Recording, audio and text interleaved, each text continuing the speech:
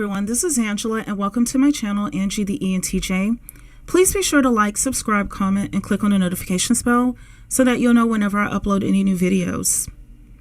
One of my favorite vloggers, BurbNBougie, openly requested for a smart person to give their insight into why the women who enable abusive men, who are currently known as the Pickmes, why are they so upset about the rise of the 4B movement, or the West 4B movement?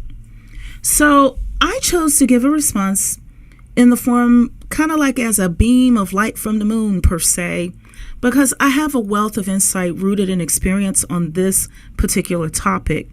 And just as a side note, the reason why I use the moon as an avatar on my channel, aside from it being an ancient correlation to femininity, is because sometimes the moon is on full display and sometimes it appears to disappear and go away. However, it is always in the sky even when we can't see it. Well, some of the things that we discuss on this channel can behave in a similar nature, such as the question BurbNBougie is presenting: why are the Pickmes irritated about the West 4B movement? So let's watch a brief portion of BurbNBougie's video where she poses this question, and then I will be back. Someone smart is going to have to explain to me why Pickmes and some of these men have an issue with the West 4B movement. Here in the West, we had men that have been proclaiming that they got their passports, They have been in these Kitten Hill groups for 3 years talking about how women have hit the wall, how women of a certain age are unvaluable, how if we're not having babies, we're unvaluable, how if, they have multiple baby daddies, that we're unvaluable, how if we have weaves, wigs, we're unvaluable, how women who go to work and do that are just masculine. You've had these people saying these things for multiple years. So those men, I'm trying to figure out why those men have an issue with the West 4B movement. But by the same token, I'm trying to figure out why Pickmes have an issue. It's more men for y'all. It's more men. It's like if these women that are participating take themselves out of the mix, that is more men for y'all. It's more opportunities to get picked. So if someone smart could chime in on what possible reason Pickmes and a lot of these manosphere red pill men, passport bros, have an issue with these women, if someone could chime in, that would be helpful. Okay, I'm back, and I totally get where the question is coming from, because after all, the Pickmes have been abused regularly too, and more often than not, they've been abused very brutally. Not on top of that, they're also women. So you would think that they would want better for themselves like the others around them, right?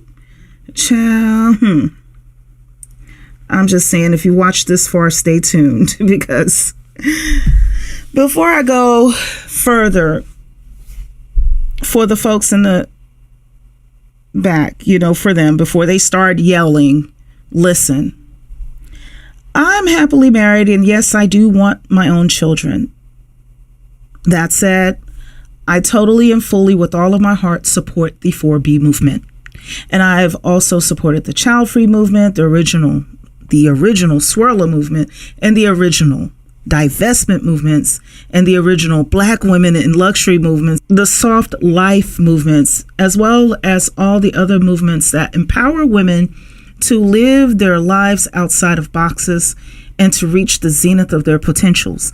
Beyond being a feminist in terms of a woman's right to live as freely as a man in every regard, I am not conservative or liberal, red or blue, right or left. I'm purple, I'm center, and I am a humanist also. Okay, so moving along, back to BurbNBougie, along with her question at hand: why are the Pickmes so irritated? Well, I can give you a bit of insight, a bit of light from the moon based on experience.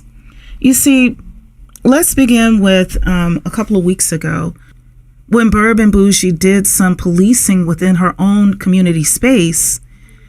She created a post basically saying, hello, women share their stories with me because this is a safe space. If you have the urge to call any of these women stupid or dumb, your comment will be, quote, held in review and then deleted by me. Yes, I know you want to ish on them. The fact that they even write me lets me know that they're taking accountability. Accountability does not equate to having the public remind them that they made bad decisions. Them writing in reminds them of that. And the point becomes to help other women do better. If you cannot abide by this, I understand. However, recognize that I highly moderate and your ish will be deleted. I hope I'm effing clear. Okay? So that's what BurbNBougie posted on her community space. And here was my comment on that post. I said, be careful. That behavior is more insidious than you may know. Don't let them hijack your movement. Now, that was 2 weeks ago. So why the heck would I say something like that? Let's dive in. As many of my subscribers already know, more than 25 years ago, I actively participated in the natural hair movement at about a mid-level before it was hijacked. And for those who were actually there, I was the one in the AOL chat group at the time, encouraging women to date outside of their race from the angle of expanding one's options back when it was still known as jungle fever. One thing that the natural hair movement does not get enough credit for, in my humble opinion, is how it either sparked or reignited many other movements.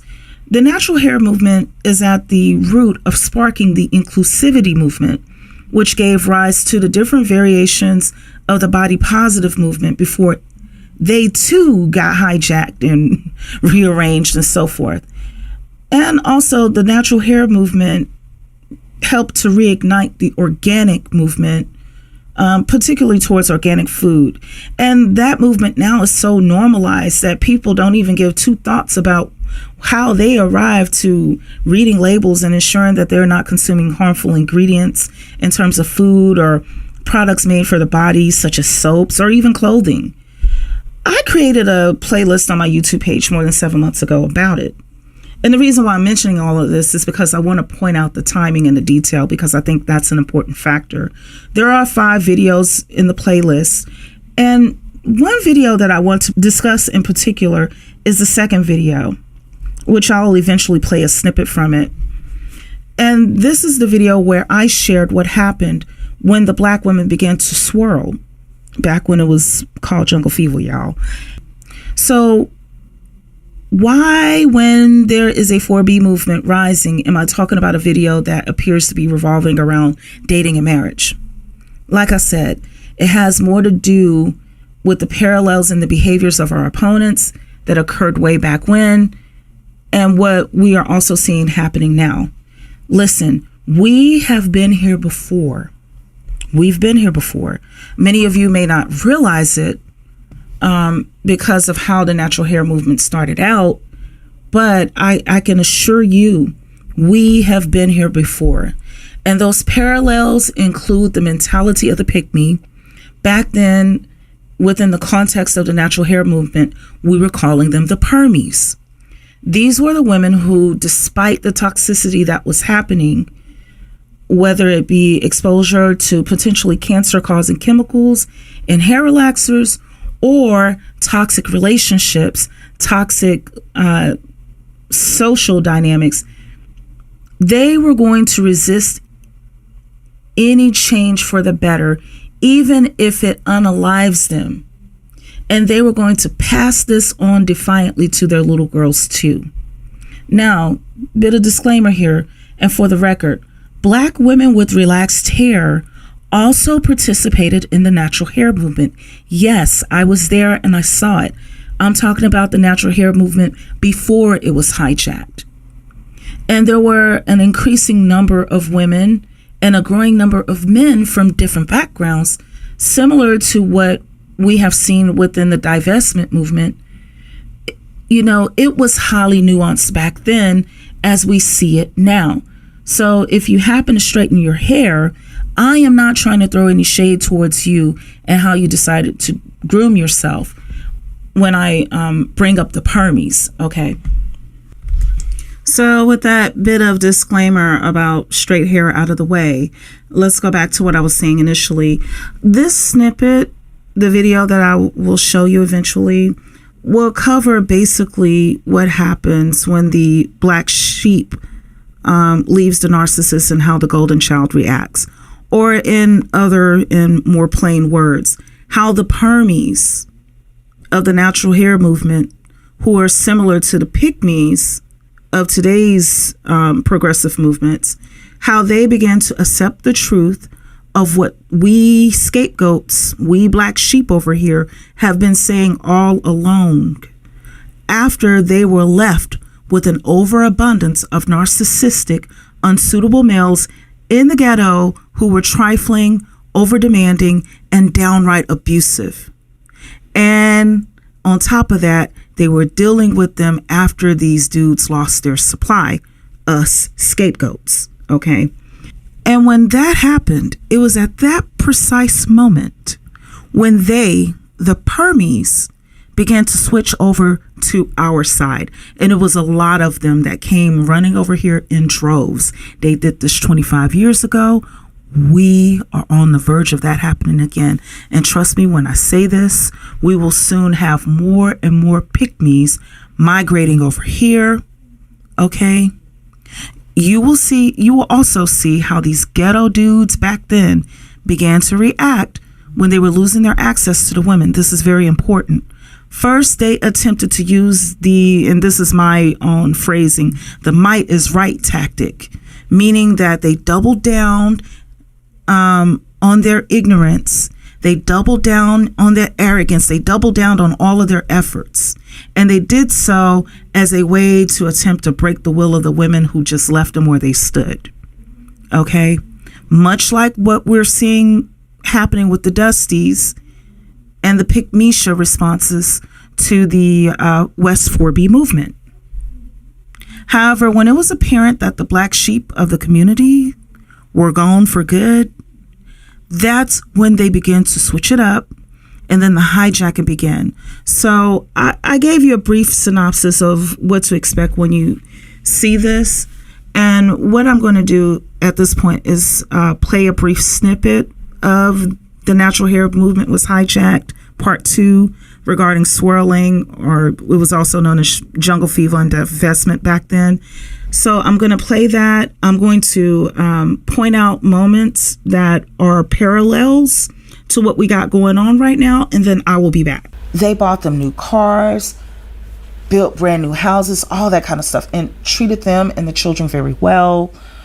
In addition to that, I started seeing minivan driving soccer moms with afros who were housewives. You know, they were showing up with trays of cookies and cupcakes, and they had rocks on their fingers, honey, for wedding rings, with white men taking care of them from head to toe, their white husbands. And you know who else saw it? The permies. Yes, they did. They started taking note. Now, to us in the AOL chat, a permie was just simply someone who was brainwashed into using the relaxer. They were like a robot when it came to the relaxer. This did not mean necessarily that because she was a permie, she was a bad person per se. But listen, the permie, you cannot come to her about going natural, because at that point in time, she was not trying to hear it. And at some point, a lot of us were permies.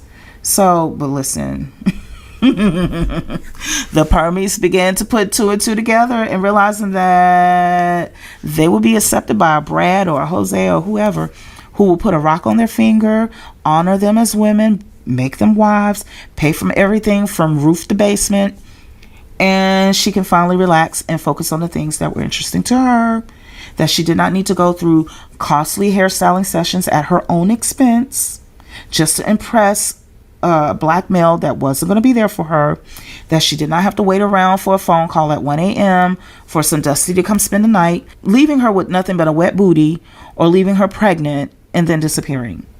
See, the permies began to switch teams. And more of them became natural. And you know what? When black males were seeing this, they started talking to the permies. And black men were trying to get the permies to relax their hair after they switched sides, you know. And, you know, the former permies were saying things like, are you going to pay for it? Of course he was going to say no. And she'd be like, okay, and leave him alone. And then he would threaten not to date her or tell her that ain't no black man gonna want her. You know how it goes. But you know what? Around that time, she also, you know, the typical permie that switched teams also said okay to that too.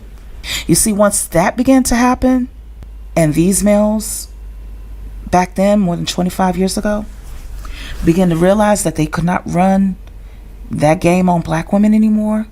He couldn't go to the Halle Berrys and the Lila Rashans and tell them that they were too skinny, and that when they spoke up for themselves because he done did some nonsense, that they were beginning to act more like black women, meaning darker skin, type 4 hair black women, you know, the masculines. So they claim that we are, right? When they realized that they were also losing access to the same quote unquote masculine black women, you know, the darker, unambiguous black woman with type 4 hair, and worse, that there were non-black men who were marrying them, treating them like ladies, and actually treating them like women and wives. That, y'all, that's when the black male switched up and started worshiping dark-skinned, natural hair black women. And they even went so far as to start attacking the very preferences that they used to worship. They were going over there, oh, your skin is too light. Oh, you ain't thick enough in the hips. Your hair texture is too loose. They switched it up. And see, none of these black males knew about the AOL group and did not realize that we understood their game from all angles. And we would often laugh about the irony of it all. I mean, my goodness, I was there to witness it, and I still can't believe it. How they switched up. They went from Martin Lawrence, BDB, to Pam. You know, they went from that, and these mofos, okay? They went from worshiping light skin, loose curly hair, okay, and threatening us by saying, oh, I'll just get a white woman, okay. They went from that to talking about how they want the Hershey chocolate complexion having woman, the very woman that they used to make fun of just because she was darker skinned. It did not matter if her skin was smooth like velvet and that her facial features resembled ancient Egyptian goddesses. So long as she was dark, they condemned her to being ugly. You see, and overnight, this same woman that they would condemn to the realm of ugliness despite her features, overnight they made her the beauty queen. They made her the mascot. Shout out to my dark-skinned ladies. You already beautiful queens. I'm just describing what it was like to see the transition, okay? Because part of the fuel in the fire of the natural hair movement, beyond fighting against the Tignon laws and cancer-causing chemicals, was the reality that many of us had relatives who were deemed to be quote-unquote unattractive because of the darkness of their skin. Okay, I'm back. So while the clip was playing, for those who couldn't listen in, I used text notes and arrows to point out the behaviors that we saw during the natural hair movement and how it parallels what we are seeing right now with the sprouting of the West 4B movement. Listen, this is a very delicate but also very dangerous time period. And it takes someone who has seen it go down before to point it out. This is the time when the bottom chicks will begin to show up and appear to be Pickmes. Or worse, they will infiltrate your movement at the direction of their pimps and begin to sabotage. Pimps are known as master manipulators, and their bottom chicks will do anything and everything for them. So the average permie, I'm sorry, I meant to say pick me. The average permie of the natural hair movement, just like the average pick me who are against today's progressive movements, at the end of the day, they are still women, both biologically and psychologically. And even though she may be a bit stubborn, eventually she will accept the truth. Listen, once those pick-me's, not the bottom chicks, but the pick-me's, once they see the bandwagon about to leave her behind in this little one-horse town full of trifling dudes in the ghetto in Blackistan, trust me, she will jump on the bandwagon desperately. Much like how Mary Agnes said she was going with Miss Celie and Suge to Memphis in the movie The Color Purple. That is your average pick-me-sha, okay? However, a bottom chick, although she is biologically a woman, she is psychologically something different. Referencing the movie The Color Purple again, the closest character, I should say, to the bottom chick would have been the mayor's wife, Miss Millie. And the reason why I say so is because she's a woman and she sees all the bullcrap going on around her.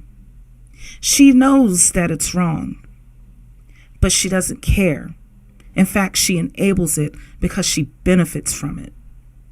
And she will use the might of men as a weapon against other women, much like Miss Millie did with Miss Sophia. Miss Sophia, she was dressed well. She was doing fine. She was with her husband and her children. They had a nice car. Okay? You see what I'm saying? And so Miss Millie saw that and went over there and asked Miss Sophia to be her maid. And Miss Sophia said, nah, I'm not doing that. Because it was a way to reduce her. You understand? So these are the kind of tactics that they're always pulling on us. They want to reduce us from our potential. So, yes, it comes from a lot of men, but there's, as we can see, there are women that are playing that game too. I also attempted to show this inconvenient truth in another video that I have on my channel titled It's Not a Gender War. Yes, I know. For those who are having a visceral reaction while listening, please hear me out. I even pointed it out 3 months ago that we are at a point where the scam has run out of scam. And as a result, everything is collapsing. And I constructed the video as a way to explain the intangible situations. You know, some things are intangible, but they exist, like gravity. You can't touch gravity, but there are certain situations where it shows up, right? Like if you miss a step, you'll know what gravity is real quick. So likewise, that's what I was attempting to do with this video. It's not a gender war, because, you know, I was pointing out the intangible stuff, but also it doubled as a forewarning to be on the lookout for the next scam that our opponents will try to run on us. And this is because the next step that they're going to take after all of this bullying and all of this bashing, soon they're going to become the so-called changed man. And therein lies the danger. It's because they will begin at that point to make concessions for a little while. You know, they'll be nicer.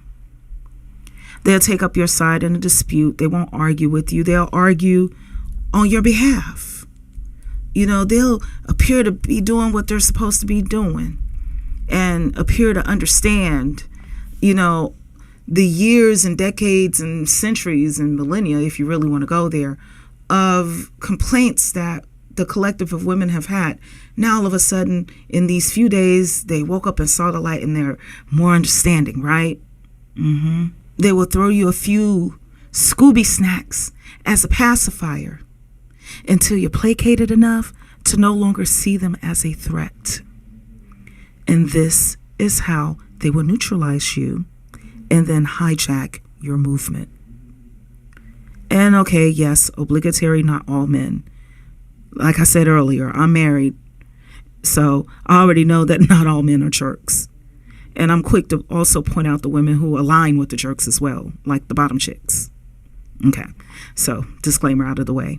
You see, our opponents see average and unsuspecting women as appliances to vend them benefits. And once they no longer have access to those appliances, they will manipulate in order for those appliances, us women, to come back to them so that they can do it all over again. This is because at the end of the day, one thing is true. Women are the economy. We women are the economy. And the reason why our opponents are afraid is because this 4B movement will instantly pull the rug from at least 5 out of 7 components related to their black market economies. And that's just labor trafficking and sex trafficking alone. You see, let me give you some numbers. There is a bare minimum of about $246 billion worth of profit at stake in human trafficking alone. If all the women were to wake up and say, no more, much like what's happening right now with the 4B movement. Can you imagine how it will impact drug trafficking and other forms of mass dysfunction? We can see it clearly with the human traffickers, the pimps, the gangbangers, the hustlers, who particularly have black boys out here selling water in Atlanta, cleaning windshields with their squeegees in Baltimore's. They have girls of all backgrounds, and especially black girls, selling themselves multiple times a day to random unsuitable men as dumpsters, okay, to abuse in all kinds of ways. This 4B movement, though, is beyond Blackistan. Blackistan is just a microcosm of a bigger picture. In the much bigger picture, the stakes are even higher because, listen, we women are the national and the global economy. You see, U.S. citizens should be living just as good as citizens of Finland, of Sweden, and Norway, Monaco, especially Monaco. But let's start with Finland because most people can relate to being a citizen of Finland. I have been rooting for Monaco, even doing better than Monaco. I would even argue, in fact, that we are capable of living better here in the U.S. than all of them combined because we have larger amounts of land, we have vast amounts of resources, we have access to both the Atlantic and the Pacific Oceans, as well as the Gulf of Mexico. And for those of you who are into economics, you know that port cities are typically where the wealth can be found. For an example, New York City, Chicago, and LA are examples of port cities. Oregon, Portland, Oregon, Seattle, Washington. All of these places are port cities, and especially with what is going on in Baltimore at this present time with the collapse of the Francis Scott Key Bridge, it's currently blocking the port, and that can potentially affect the economy in major unseen ways. So port cities are the openings of that nation to the rest of the world, and we have literally thousands of miles of coastline that opens up to one ocean or another. So beyond Chirac, the capital of Blackistan, and beyond the other forms of dysfunction that can be found in Caucasian stan, Latino stan, rural stan, and religious stan, and liberal stan, and conservative stan, and so forth. You see, I'm the first one to admit that Blackistan is the worst of them all, but Blackistan ain't the only one by far. So let's take a look at the bigger picture and the U.S. and the world even as a whole. So the first thing I want to do is establish a baseline. We can all agree that if someone is performing a task that is causing them to sweat, that is considered labor. You know, whether you're hammering a nail or operating a jackhammer, whether you're sweeping and mopping a floor, and whether it's at home, whether it's in a business, we all consider this to be labor. We understand that in the course of performing that task, that whoever is doing so, if they expose themselves to danger, if they are injured, especially a permanent injury, if they are experiencing pain and blood loss, that they are making a major sacrifice. Well, in the U.S., the government and the society at large can recognize the sacrifices of veterans, and rightfully so. Shout out to all the veterans and thank you for your service. You see, the U.S. ensures that anyone who is willing to at least show up and sacrifice it all on behalf of the country in terms of serving in the military will have a lifetime of benefits, some of which can even be transferred to the next generation.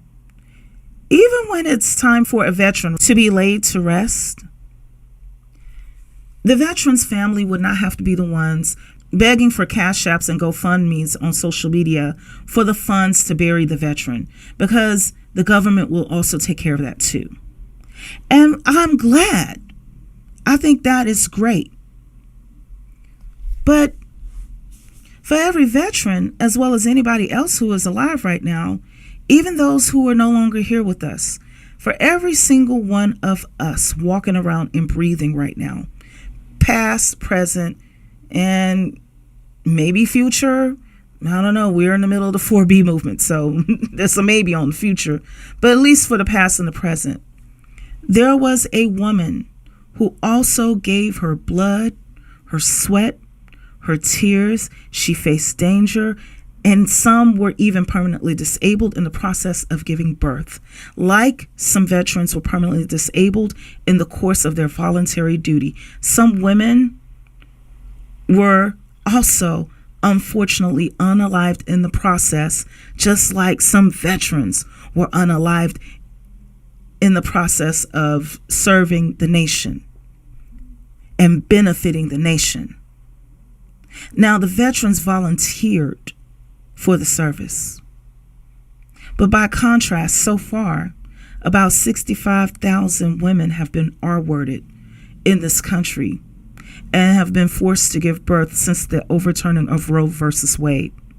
So when we compare and contrast, we all can agree that the veteran is making a sacrifice that is very high risk. And if we can agree that anytime blood, sweat, and tears and pain and the potential of being unalived and being permanently disabled, when those factors come into play, that it is a high-risk sacrifice. So that's what women have been doing. So it's fair to say that both sacrifices are high risk. However, the veteran, rightfully so, gets all the respect and the benefits for even just sacrificing once. And that's fine. I like it like that. Okay? Meanwhile, women, on the other hand, we sacrifice our blood, our sweat, our tears. We face danger. Okay? We could potentially be unalived. Some don't make it. And we do this multiple times. And what do we get? A bunch of consequences. First, in the U.S., there is the maternal mortality ratio, which is one of many key performance indicators in economics to show how well a nation is doing. Our maternal mortality ratio is one of the highest in the world, in the developed world, I should say, at 32.9 per 100,000 births, live births. This means that for every 100,000 women who give birth to a baby, about 33 of them are going to be unalived in the process. And these figures are even higher for Black women. Then, talk about benefits. On top of it all, we have to be poor enough to qualify for the benefits that are just barely enough to keep you and your family from starving. And for those who don't get benefits, heaven forbid if she's a single mom, spending decades of her life working 2 jobs to raise children on her own, only for those children to end up poor, homeless, drug addicted, SEX, or labor trafficked. in the penitentiary, in the cemetery, or joining the military as a way out of poverty.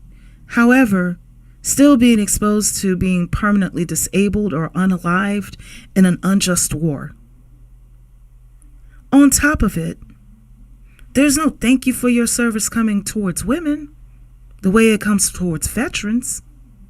You know, women are body shamed after pregnancy, nagged by the society, shamed and abused on every level by the society and by the government on every aspect of motherhood. I haven't even begun to talk about the toll of domestic violence, the flipping of the 50-50 standard from when it originated as a woman making sure that a man doesn't manipulate her using money, to now males using it as a weapon. Okay, I'm just focused on how the society and the government in the U.S. are using domestic violence tactics in legislative form to leave our women and subsequently families unsupported by this government or the society at large. We over here in the U.S. are the opposite of Scandinavian nations. So I don't blame the average woman for participating in the 4B movement. And for the record, I am not promoting communism or socialism. The Scandinavian nations, Monaco, Canada, as well as other places with strong safety nets are not communist nations. And besides, I wouldn't want what's currently happening in Cuba to be happening to anyone else on the planet. And I hate it for the Cubans even. We pay taxes. This is the angle that I'm coming from. We pay taxes so that every citizen can benefit. And there are benefits for people who will go off to war and are willing to sacrifice themselves as a way to protect us. Perfectly fine. I think that's necessary. However, there are no benefits for us women who will risk our lives multiple times to bring forth the next Amazon delivery driver, you know, the next Starbucks barista, the next gas station attendant, okay, the next person that's out there doing landscaping, the next healthcare worker, you know, the one that's changing the diapers, the CNAs, okay, or the next doctor or the next attorney or the next engineer or the next astrophysicist or the next veterans. Where are our benefits? Because you see, if a veteran is unalived while on active duty, his family will not be left in the dark. And yes, I know there are women who serve, but still the overwhelming majority of veterans are men. The social safety net is unsturdy, and we're not getting the bang for our buck in the taxes that we are obligated to pay. And although we women are the face of the consequences that are paid, you know, those are obvious. Listen, I think about a week ago, I participated in a live on another channel known as Keep Africa Passport Bro Free. And a married man who earns 6 figures mentioned that he and his wife, who happens to be a nurse, also earning 6 figures where they're at, that they are currently paying $4,000 per month just for daycare. To put it into perspective, that is like paying a monthly mortgage for a home that is worth $500,000. So for this reason, they have decided that as a couple, that the wife will just stay home during the children's formative years. Because if not only are they working morning, noon, and night just to keep up that daycare bill, but they're missing out on the formative years of their children's lives. So as a couple, as a family, they made the decision, well, at least one of us will be here for our children to make sure that they grow up right. To put it into even a different perspective, this is a household that would normally earn at least $200,000 a year.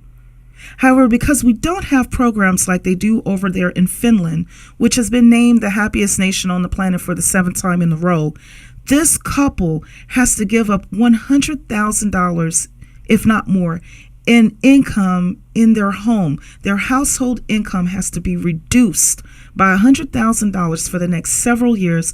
That money could have gone into establishing generational wealth for their children. At the barest minimum, some of that money could have been recirculated into the broader economy in the form of disposable income, which is what small businesses thrive on.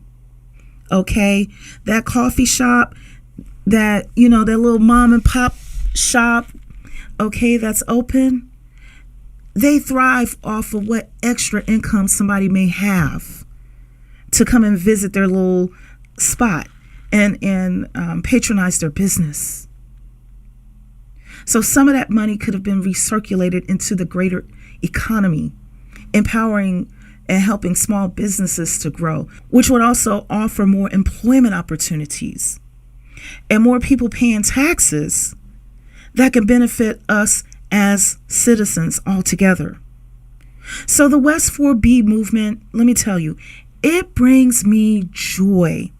And the people who will attempt to undermine it will do so because there are a lot of hidden profits that they are enjoying at our collective expense.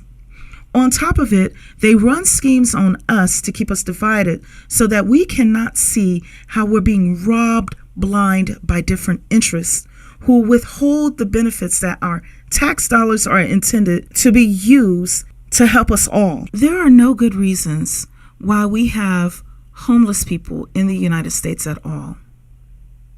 Yet here we are standing in 2024, and we have people who are homeless. They're trying to turn it into a fancy term, unhoused. No, baby, they're homeless. Okay? People who are working 2 full-time jobs, living out of their cars. It is complete madness. So the 4B movement brings me happiness, and I've been waiting for the day that the emperor, or the king in this case, is forced to accept that he's naked. The emperor is naked. Or as the Nigerians would say, they have a proverb, and they say that the wind has blown on the backside of the chicken and has exposed this anus. So the way they say it is the wind has blown and it's exposed the anus of the chicken. They say it like that, something like that, or the anus of the fowl. But you get my point.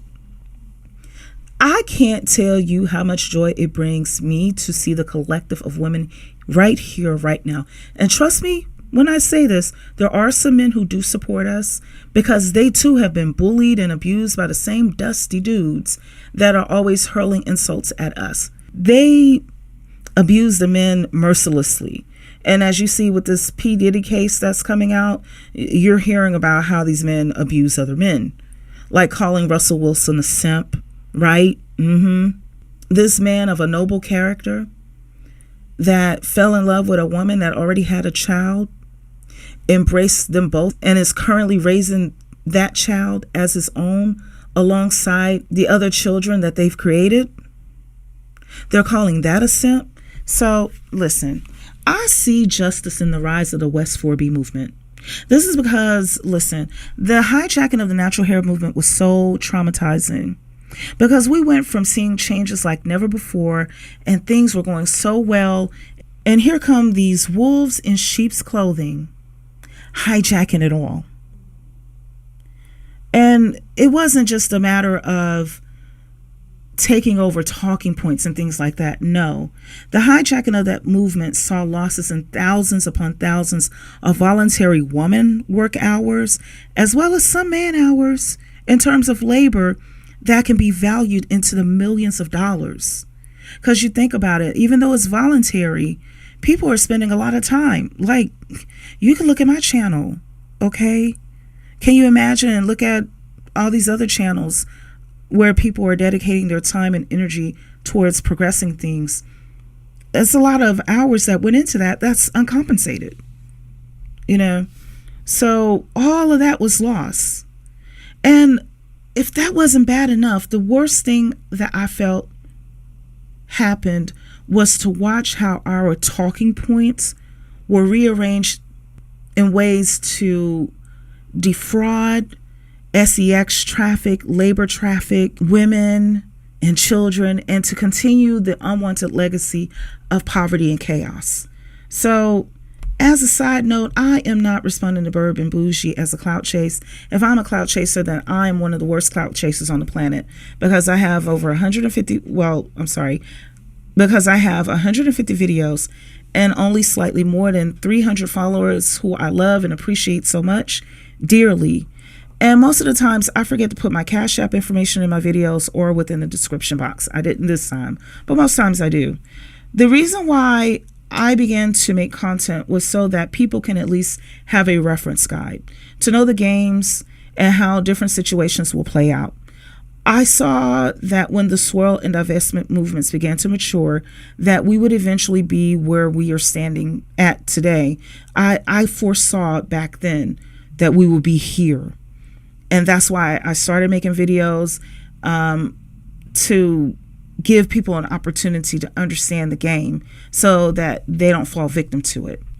I wanted to do all that I could to prevent the unending tragedies that rained upon all of us with the hijacking of the natural hair movement. And I wanted to prevent that from replicating or even intensifying again in another movement. So to put it into perspective, the natural hair movement began during the time prior to the 2008 housing bubble. Had our objectives been followed, then the majority of people, and this is especially true of Black people, would have become college-educated homeowners, even if they decided to work in trades or other types of, become self-employed or whatever. They would have at least had a degree, and they would have been able to afford a home. If we would have had our way. Now, bear in mind, I'm not just saying the natural hair movement in general. I did speak of its offshoots. Had we had our way back then, there would have been plenty of suitable low-income housing, and housing overall would have remained affordable, which would have helped to stabilize the economy. However, because we were infiltrated, attacked, and then overran by a bunch of bottom chicks at the direction of their pimps, we are here more than 25 years later, seeing how the collective of Black people and subsequently many Americans are doing right now. The emperor is naked. So we have the power through the 4B movement to pick up where the natural hair movement and the plethora of other movements that blossomed as its offshoots, we have the power to pick up where all of that left off. Also, I know that we stand on the shoulders of countless others who range from Harriet Tubman to currently Gloria Steinem and so many others. I'm trying to be brief. One of my favorite quotes is by Gloria Steinem, who says that we are the women our parents warned us against, and we are proud. And that's how I feel right now. That's how I feel. Listen, if you don't like me, you don't agree with me, perfectly fine. Just know this.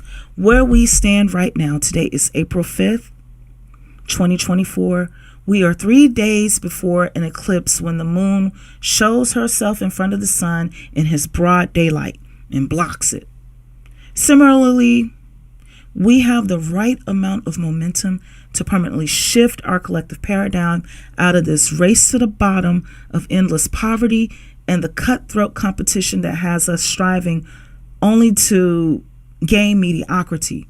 We can abandon all of that in order to live up to our greatest potential. We are at the starting point of a true revolution, and I beg you with all of who I am, please don't stop. The feminine is a force of nature that cannot be controlled by legislature. You have the power of the economy, and you can shift it overnight. Within our wombs, we carry the power to grow nations or to bring their injustice into extinction. I love all of you, and you make me proud, and I am in full support of the 4B movement. Seeing the rise of the 4B movement gives me joy and shows me that the decades of grief we endured with the hijacking of the natural hair movement and the subsequent derailing of many of its offshoot movements, our grief has not been in vain. Thank you so much. I urge you to keep it up and don't be swayed. This is how true feminine energy appears when she's had enough and she's going to flip the entire situation on its head. That is what we do. Keep going.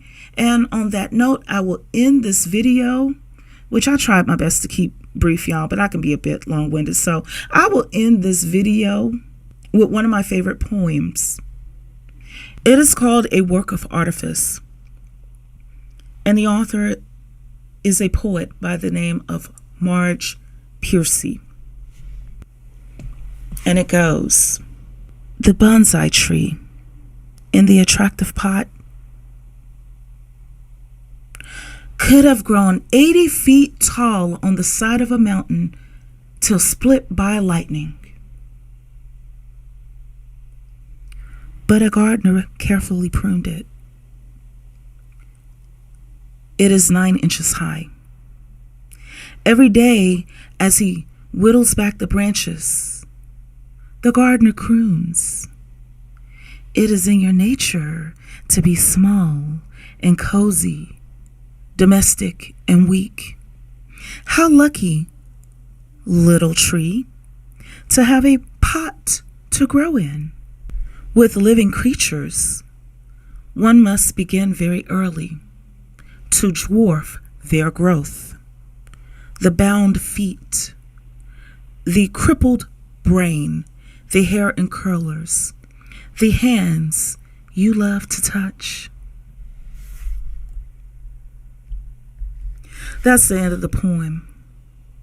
Be wild, be free. Grow taller than the sequoia trees that can live longer than 2,000 years, and spread your branches as wide as possible. And on that note, that's all I have to say for now. Please be sure to like, subscribe, comment, and click on the notification bell so that you'll know whenever I upload any new content. Take care until next time.